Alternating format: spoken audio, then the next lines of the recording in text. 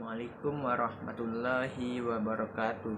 Perkenalkan, nama saya Muhammad Fikri Zulkarnain, NIM 2130202247, jurusan Pendidikan Agama Islam, kelas PAIH, Universitas Islam Negeri Raden Fatah, Palembang.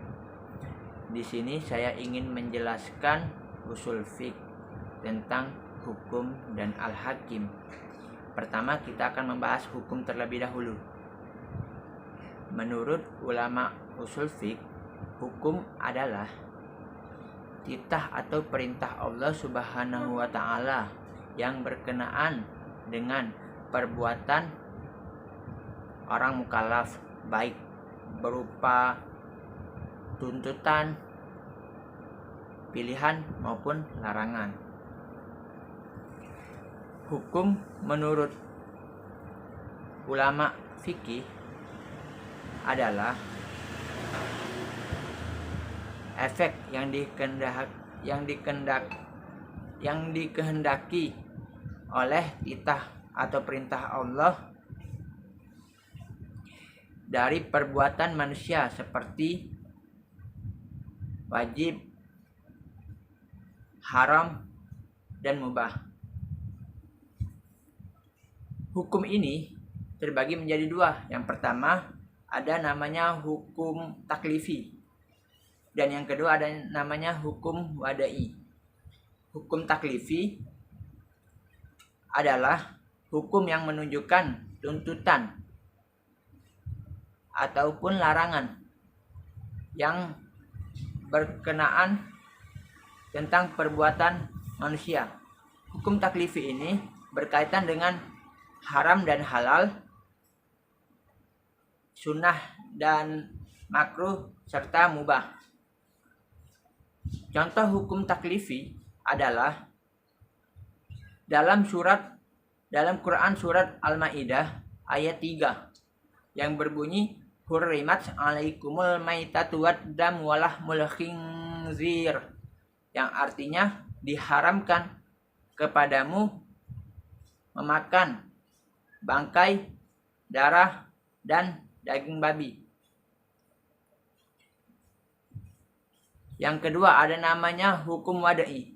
Hukum wada'i adalah hukum yang menuntut untuk menjadikan sesuatu sebagai sebab, syarat, ataupun larangan atau penghalang. Hukum wada'i contohnya adalah melihat hilal. Kita berpuasa karena melihat hilal. Hilal itu sebagai sebabnya. Dan yang kedua kita akan membahas tentang al-hakim.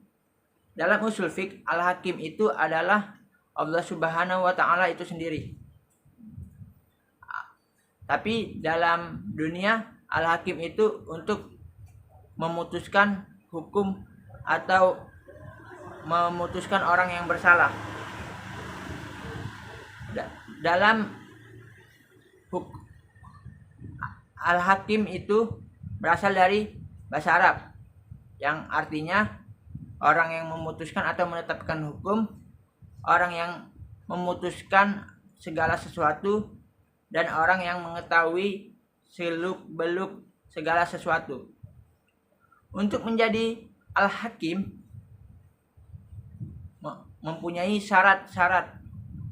Syarat menjadi hakim, yang pertama laki-laki. Yang kedua agama Islam. Dan yang ketiga baligh.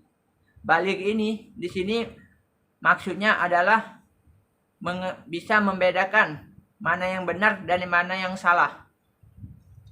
Yang keempat adalah memiliki pengetahuan tentang Al-Quran, As-Sunnah, Ijma' dan Qiyas. Dia memahami segalanya. Yang kelima adil. Dia bersikap adil, tidak memihak manapun.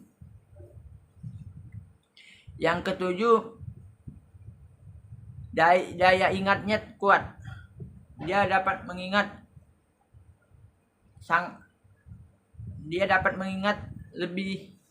lebih lama. Yang ketujuh yaitu penglihatan dan pendengaran yang bagus. Maksud di sini adalah dia mendapatkan sumber itu harus fakta, bukan masih pemikiran, masih opini orang. Mungkin